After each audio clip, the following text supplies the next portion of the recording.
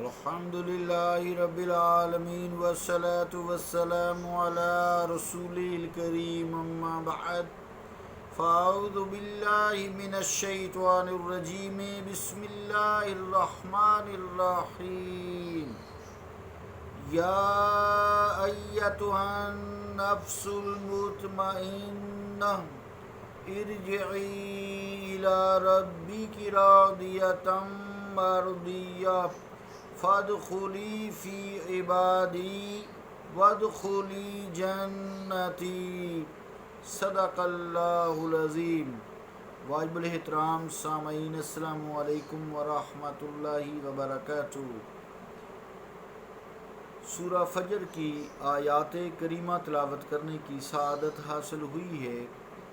اس کا ترجمہ یوں ہے: اے نفس مطمئن، اپنے رب کی طرف چل اس حال میں کہ وہ تجھ سے راضی اور تو اس سے راضی ہو جا، اور میری اعلیٰ جنت میں بسیرا کر لے۔ اللہ کا قول سچا ہے جو بڑی ہی عظمت والا ہے۔ عزیزان گرامی قدر، اللہ تعالیٰ کے فضل و کرم سے ہم نے کل تک 6 تزکیہ نفس کے حوالے سے مکمل کیے تھے۔ پہلا نفس تھا نفس امارہ، 40 دن کے لیے کیا۔ پھر نفس لوامہ تھا، 40 دن کے لیے کیا۔ پھر نفس ملہمہ 40 دن کے لیے کیا۔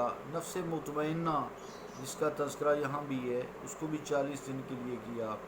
اور نفس راضیہ اور مرضیہ، 2 نفس، جو 5واں اور 6واں ہے، وہ بھی انہی آیات میں اس کا تذکرہ ہے، وہ بھی ہم نے 40 دن کے لیے کیے۔ تو آج اللہ تعالیٰ کے فضل و کرم سے ہم نفس کاملہ، جسے نفس صافیہ بھی کہتے ہیں، اس کا آغاز کر رہے ہیں۔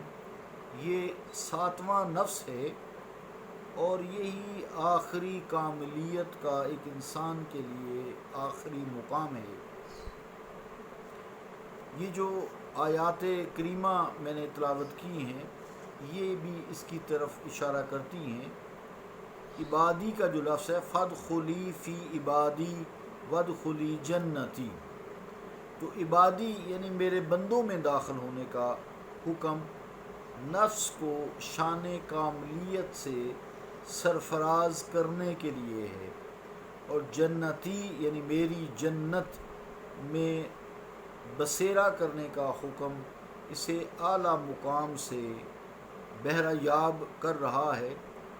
سیدنا غوث اعظم جیلانی رحمۃ اللہ علیہ نے فرمایا کہ جنت کی چند اقسام اور درجات ہیں جن کا ہم اب اس کا تذکرہ کریں گے۔ ایک جنت الماوا ہے، ایک جنت الماوا ہے، یہ عالم ملک کی جنت ہے، فرشتوں کی جنت ہے، جنت الماوا۔ جب نفس حضور الہی کی طرف رجوع کرتا ہے تو طریق شریعت کا سفر طے کرنے کے بعد یہ جنت یعنی جنت الماوا اسے نصیب ہوتی ہے۔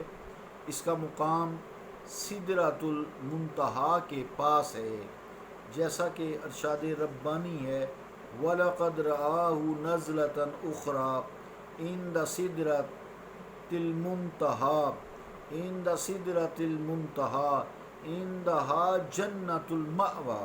سورہ نجم کی یہ آیات ہیں، ترجمہ ہے: اور اس کو تو انہوں نے ایک بار اور بھی دیکھا، یعنی سدرۃ المنتہا کے پاس، یہ وہ مقام ہے جس کے پاس جنت الماوا ہے۔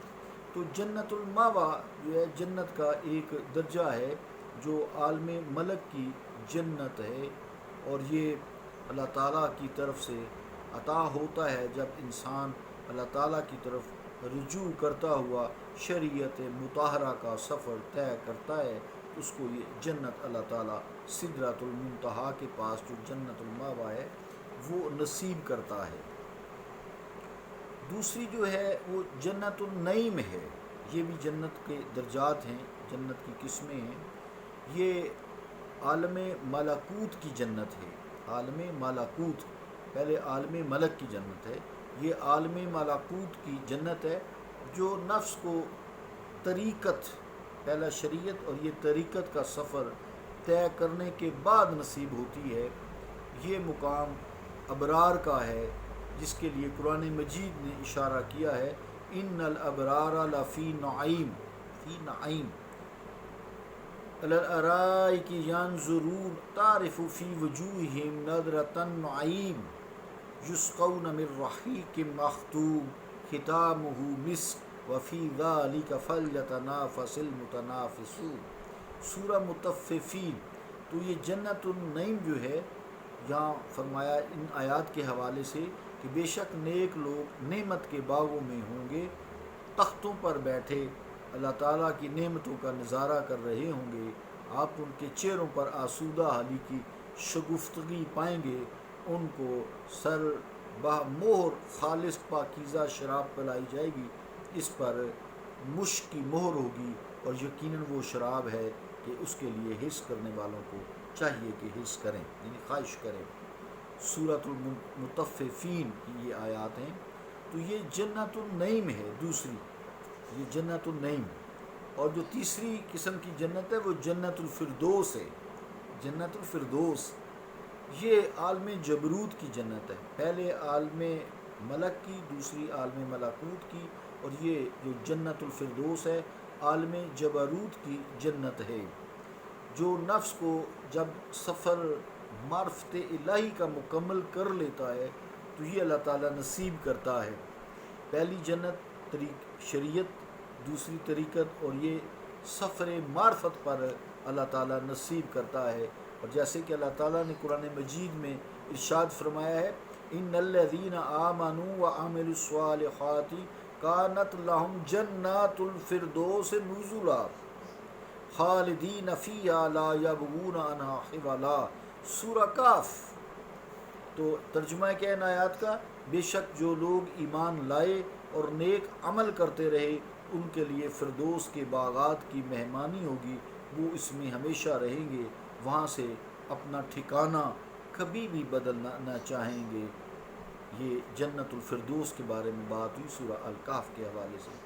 تو یہاں حضور الہی سے نفوس قدسیہ کی خصوصی مہمان نوازی ہوتی ہے، اور پھر میزبان خود اللہ رب العالمین ہوتا ہے۔ تو اللہ تعالیٰ کی جو غفور الرحیم ہے، یہ اس کی کریمی ہوتی ہے کہ اللہ تعالیٰ خود جو ہے میزبان ہوتا ہے۔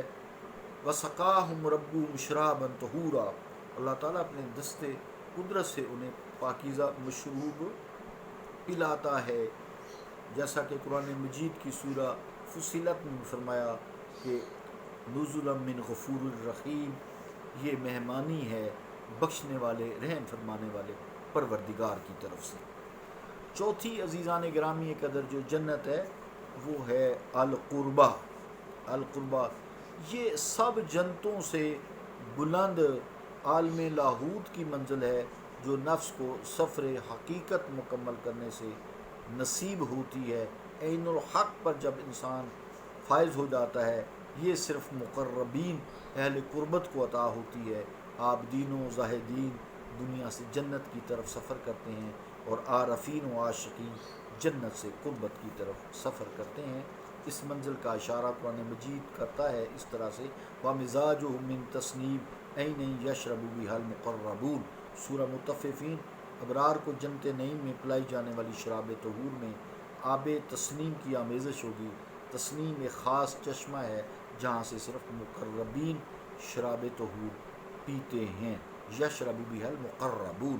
تو یہ جنت القربہ کے نام سے موسوم کی جاتی ہے، اور اس کا پینا جاموں سے ہوتا ہے یا نظروں سے ہوتا ہے، کیونکہ لکم فیہا ما تشتہی انفسکم کا مقام ہے۔ تمہیں یہاں وہی کچھ ملے گا جو تمہارے جی چاہیں گے، اور یہاں تک پہنچنے والوں کو نعمت جنت میں سے کسی چیز کی بھی جو طالب نہیں، وہ صرف دیدار یار کے طالب ہوتے ہیں، اور بار بار اسی جلوہ زیبا کے سوا انہیں ہر بار ان کی عطا طلب کے مطابق کی جاتی رہتی ہے۔